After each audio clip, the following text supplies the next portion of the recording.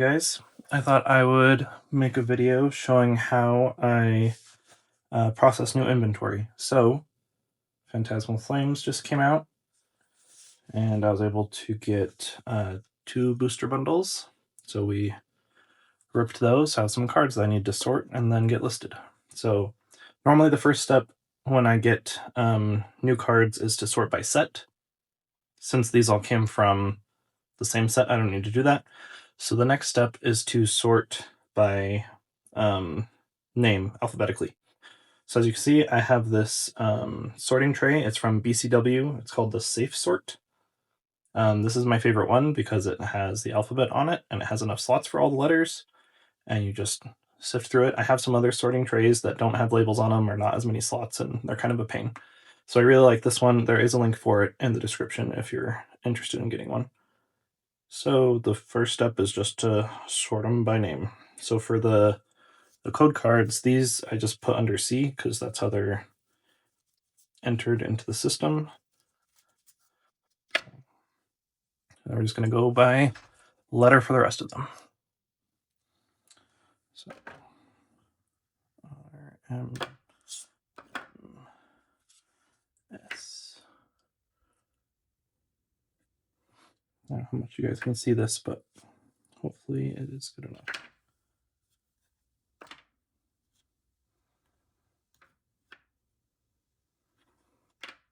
And I got a new mount for my phone, so we'll see if this view works out well for the video or not.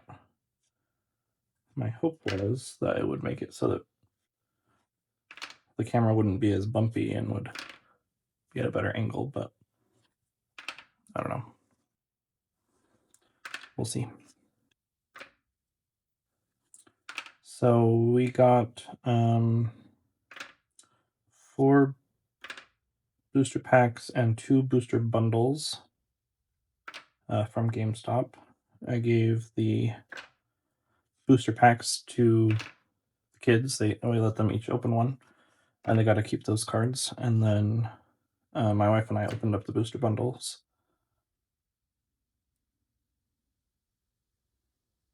And yeah, then we kept some of the cool cards. We got a couple hits. I guess I could have showed those, but they're already put away. So yeah, everything that we didn't want to keep or decided we didn't want is going to get sorted and listed. So, and this sorting tray is pretty cool because, like I said, it has all the different letters like engraven on it, and you can put them this way or this way, depending on if you're like right or left-handed, or if you're looking at it this way or that way. So I usually do it this way because I'm right-handed, but it works either way. But yeah, ever since I got the sorting tray, I always use this one. It's awesome.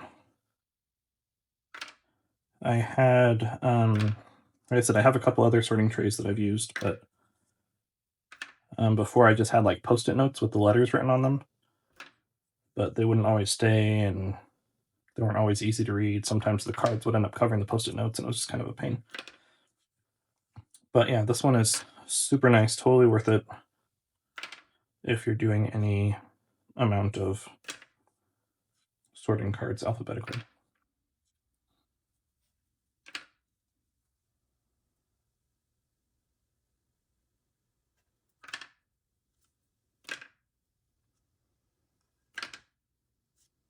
So this probably isn't super interesting to watch, so I might just speed this part up so that you are not watching me slowly sort through things.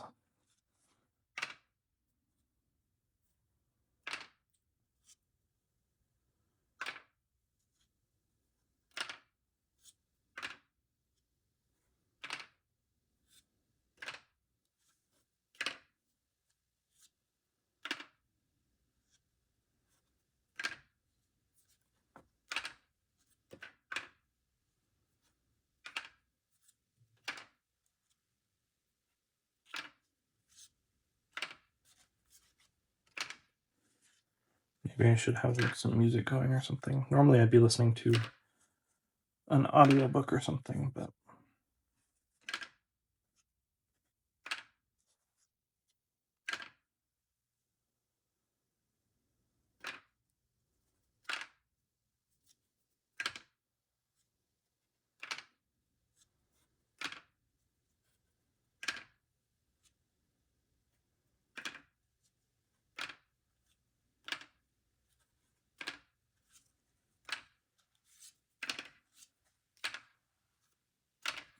So once I have them all sorted alphabetically, then what I do is I go onto TCGplayer and I export the CSV for that set. So I will show you that now. So here is my TCGplayer store. So you can see I have quite a bit of cards listed, but if you go to the pricing tab over here, then you go down here to this export filtered CSV, you click on that button. For category, you go down to Pokemon, and then you click your set. So we're doing Phantasmal Flames, which is not Scarlet and Violet, it's Mega Evolutions. So yeah, there you go, ME02. And then for conditions, I sell cards from the newer sets in Near Mint and Lightly Played. So you select that, you leave everything else the same, and then you click Export Filtered CSV.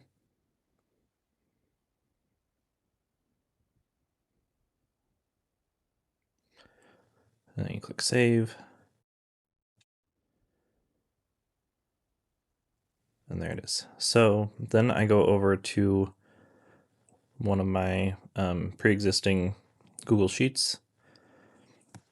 And then from here, I'm just going to make a copy of it. That way it can import some of the formatting that I already have. So I'm going to rename it to be named correctly for the new set.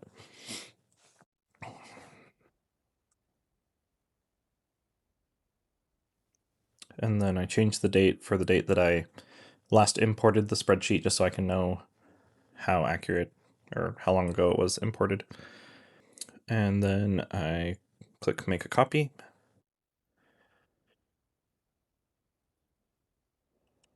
But now this has the wrong data inside it, so we can close that other tab. So we need to import that sheet we exported. So we click import, go to upload, browse, select that CSV, open, and in this menu you click replace current sheet. That way it keeps the formatting, but just changes the data underneath. And then you say import. And there you have it. So now it has the right cards for the set, but with some of the conditional formatting that I had from before. So if you're doing this for the first time, you're going to have to hide some columns. So I usually hide these columns: TCGplayer ID, product line, set name. And to do that, you just select them and then right click hide columns. And then it looks like I have some more hid right here. So that's just the title, because that's usually blank. So I just hide that just to make it easier to see everything on the screen at once. And then in here, we've got the rarity. Again, I don't really need that, and so I just hide it. And then over here, we've got TCG direct low, TCG low, and TCG low price. I don't use those at all, so I just hide those. And then we've got TCG market price, which is how much I'm listing them for. And then since I'm a member of TCG Player Pro, I have a Pro store. And so I also have my store reserve and my Pro store price. And then there's the photo URL. We don't really use that. And so what I'm going to do right now is copy all of the current market values from the TCG player market price column, and I'm just going to paste them into my TCG market price column. And I just want the values, not the formatting. So then that puts it in there, but then there's still some empty values. If you have empty values, then it gets angry when you upload it because it throws an error or whatever. So I started out by just putting in my floor, which is 10 cents. So I was going through and putting that in, but I think in a second I realized that that's going to take forever. And instead, so there's a couple different ways that you can handle this. You can just set them all to your floor and then run mass price tool to update the prices. I think what I ended up doing here is later I came back in and wrote a formula that takes the market price column and yeah, see right here, I got bored of doing that. And so then I scroll down and I'm just going to replace it all with my floor price and then plan on running the mass price tool after I upload it. But another thing you can do is you make a formula that takes the current market price and sets it to that if it's more than your floor, or it sets it to your floor value. So I'll put the formula that I use for that in the description, if that's useful. Maybe it will be or not. And since I have a pro store, I also have a price for all cards in there, and I also have a store reserve. I have to set that to 0 because I'm not going to save any for my store reserve. That's mostly for people who have in-person card shops. They want to make sure that they always have cards in the shop to sell for people that walk in, but I don't have an in-person store, so I don't need to worry about that. So I always just set that to 0. So we've got our floor price set for all of those. So now that that's set, we don't need to see those columns anymore. So I'm going to hide those. And then for this last column, I like to know how many cards I have listed total. I don't usually like to have more than 10 cards listed. And so I'm just adding the 2 left columns, total quantity and add to quantity, to do the total. And then it said, do you want to make it a table? And I said, yeah, that way it filled it in for me all the way. And then this is some conditional formatting. Since I don't like to list more than 10 cards, I have 1 to 10 cards green, and then once it's above 10 cards, then it goes red, just for me to notice, hey, there's more than 10 cards in here. Are you sure you want to list that many? Now, in this column, we have some conditional formatting. So if it's between 15 and 99 cents, it's green. Above 99 cents is red, because that usually means I put it in a sleeve or a top loader, because it's got more value. And then this one, I'm showing the different colors based on condition. That way, as I'm going through the list, I can see what the different conditions are based on the color code. So that's pretty self-explanatory there. And yeah, then I'm ready to start importing in, or inputting in, the different cards. So now we'll switch to that view. Alrighty.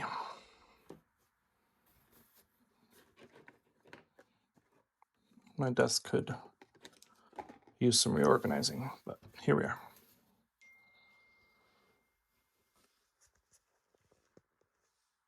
Okay, so this is my setup usually. I have the alphabet sorted tray back there. I have this empty tray here.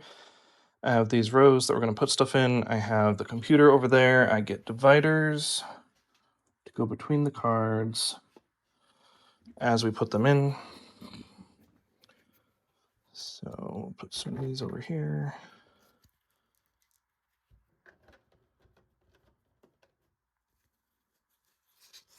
The same? No? Are you the same? No. Are you guys the same? Yes? Okay. These are some extra ones. Anyway, so I just go letter by letter. There's A, so then we look at our spreadsheet and see which one we have first. And this might be a little overkill because I don't have as many cards. Normally I have lots of each card, but that's fine. So we're just looking through our spreadsheet here. Let me zoom in a little bit. See if I can get you pointed the right way. Here we go. So we're looking through here. So the first one's going to be Ambipom. So you scroll down, Ambipom number 79. Okay, so we have 1 hollow, and it's near mint, so it's this row. Total quantity is how much is already there, which we don't have any. We're going to add 1, and it's there. So in my box, I normally have the different categories. This is just standard near mint. Let's see, I can zoom you back out now. Standard near mint, standard lightly played hollow, reverse hollow, and near mint hollow. So this one was near mint hollow, so it's just going to go right here. And then we do the next one. So this one, I'm going to scroll down till I find it. I can zoom you back in again. Okay, so it's this one, and this is just a standard card, so just near mint. And we add 1 right here. And that's 1, so since it's standard near mint, it goes on this side, like that. And then just to make them easier to pull, I put a divider after each card, That way when you're flipping through, you can flip the dividers instead of the top of the cards. So now we're done with A's, so now we go down to B. Okay.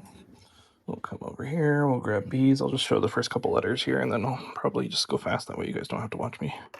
But anyway, so now we just put them in here, group them by their friends. Okay. So then we look over here. We'll zoom you back in again.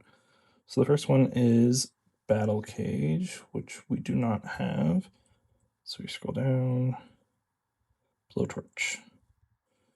Okay, so we do have Blowtorch. We just have one standard. So near mint is this row. We put a 1 here. Oh, it looks like I forgot to make the header row frozen, so it scrolled off. So let me go back up. So we go to File, or maybe it's in View. Yeah, View, Freeze, 1 row. That way when we scroll down, you can still see the column headers. Anyway, so there's that. So we were looking at Blowtorch. We just put that one in there. 1, 1. And then moving on, we put this in here. Grab another divider to go behind it. And do the next one. One thing you might be wondering about is the price here. You know, it says it's only 9 cents. We auto put in there that we're just going to set them all to 10 cents right now, and then I have the mass price tool that runs and will update the prices to match market price once we upload the spreadsheet. So I'll show you that. Just to save on time, I think I'm going to try and just have the other camera do like a more wide angle view of what's going on. That way you guys don't have to be zooming back and forth. So we'll switch to that. Okay, I figured the rest of this clip would be pretty boring of me just going through the rest of the cards through the set. So I figured I would put it at 5x speed and just talk over it. Don't mind that alarm just telling me to go to bed. Definitely didn't just turn it off. That's okay. I wanted to finish the video. Anyway, so I thought I'd talk a little bit more about my background, how I got into Pokemon, why I'm reselling, all that kind of stuff. So Halloween 2024, my kids got trick-or-trade cards for Halloween, and they got excited about Pokemon and started asking more questions about it, and they asked for Pokemon cards for Christmas, and so my wife and I did some research and got them some Pokemon cards for Christmas, and that kind of sparked my interest into it, and so I started looking into it some more and started collecting a little bit, and I found out my sister and brother-in-law had been collecting, so I talked to them and they got me more excited about it, and so I started collecting some more and getting more into it, and then in March or April, it's maybe February time, I don't know, somewhere in there, I decided that I had extra cards and that I should sell them so I can buy more cards, you know, like most collectors do.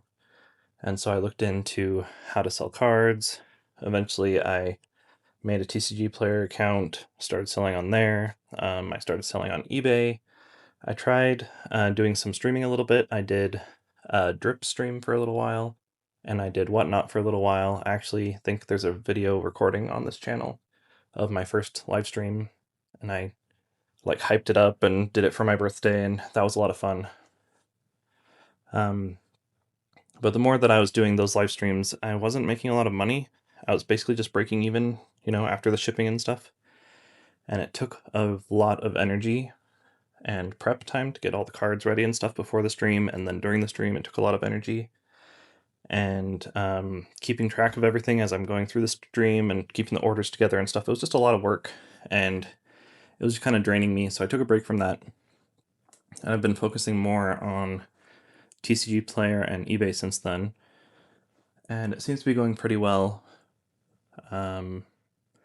My collection has been growing less so since I started selling. I feel like that's a common thing that happens with people who start selling Pokemon cards, is you can't be a good seller of Pokemon cards and a good collector, so one kind of has to give to the other. And so at the beginning, every time I got cool new cards to sell, I would end up keeping them. And I feel like now it's kind of swung the other way.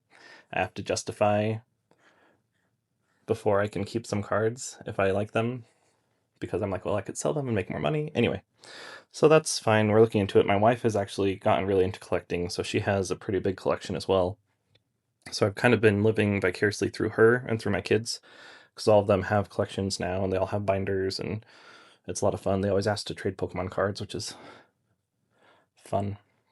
So yeah, that's kind of my story, my background, getting into selling. So I've been selling since around March or April time. So now it's about November, so what's that, 6, 8 months, something.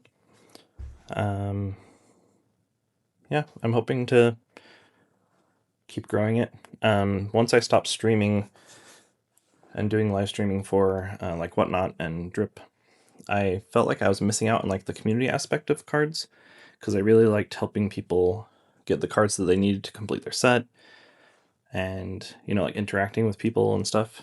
And so I'm trying to figure out how I can get that aspect of it back without all the work and the stress of streaming. So that's why I've been trying to pivot more into YouTube videos lately. So I'm gonna see if I can still kind of get some of that feedback from people and